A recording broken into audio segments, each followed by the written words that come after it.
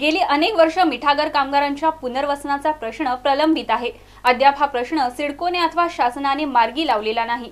माजी आमदार सौ मंदाताई म्हात्रे आणि शिष्टमंडळाने सिडकोचे व्यवस्थापकीय संचालक संजय भाटिया यांची भेट घेऊन त्यांना निवेदन सोपवले। त्यांनी बैठकीत 7 दिवसात तोडगा काढण्याचं म्हटलं आहे।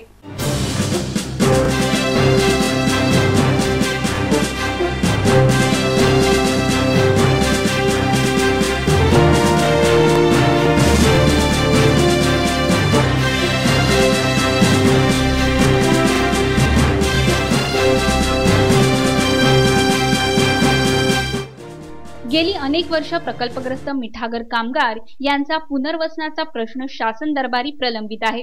तसेच मिठागर कामगार व भूमिहीन शेतकरी बाराबलुतेदार यांना प्रत्येकी 40 चौरस मीटर भूखंड देऊन त्यांचे पुनर्वसन करण्यासंबंधीचा प्रश्नही अजून मार्गी लागलेला नाही।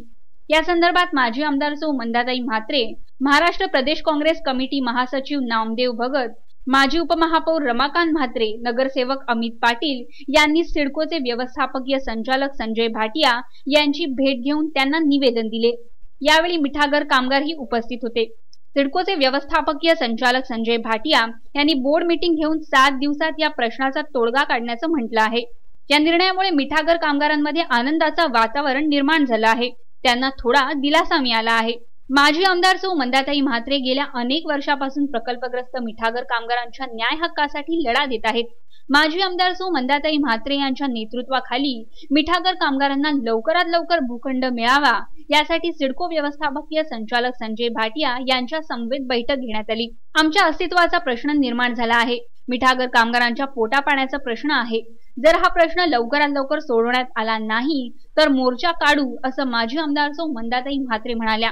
आज आम्ही आमचे सगळे नेते आदरणीय पंढरीनाथ पाटीलजी, नामदेव भगतजी, रमाकांत म्हात्रे, नगरसेवक अमित पाटील आणि सर्व ग्रामस्थ मिळून MD साहेबांची भेट घेतली आणि मिठागर कामगारांचा जो प्रलंबित प्रश्न आहे तो सोडवण्याचा प्रयत्न येत्या 7 दिवसामध्ये ते मीटिंग घेणार आहेत आणि मीटिंगमध्ये तो प्रश्न सोडवण्याचा प्रयत्न करणार आहेत। अन्यथा आम्ही 27 नोव्हेंबरला जर आमचा प्रश्न सुटला नाही तर आम्ही मोर्चा सिडको भवनवर घरादारासकट पोराबाळासकट काढणार आहोत। शेवटी आमच्या अस्तित्वाचा प्रश्न निर्माण झाला आहे।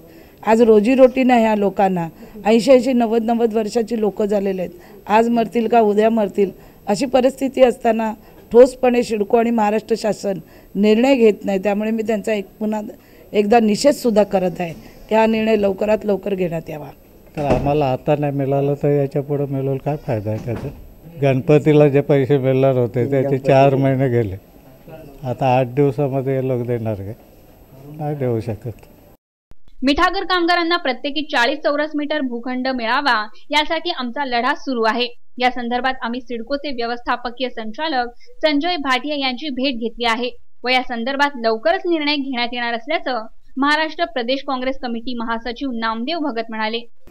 धडपड जी आहे की त्या लोकांना येथे एवढ्या वर्षापासून भूखंड जे प्राप्त होत नाही ते लवकरात लवकर व्हावं यासाठी आग्रह धरला आणि सदरचा प्रस्ताव हा शासनाकडे प्रलंबित असल्याकारणानं श्रीवास्तव यांच्याकडे एक बैठक लावावी असाही आग्रह झाला आणि म्हणून येत्या आठवड्याभरात त्या ठिकाणी श्रीवास्तव साहेबाकडे एक बैठक बोलवण्यात येईल आणि त्या संदर्भात लवकरात लवकर योग्य निर्णय होईल अशी अपेक्षा या ठिकाणी व्यक्त करतो।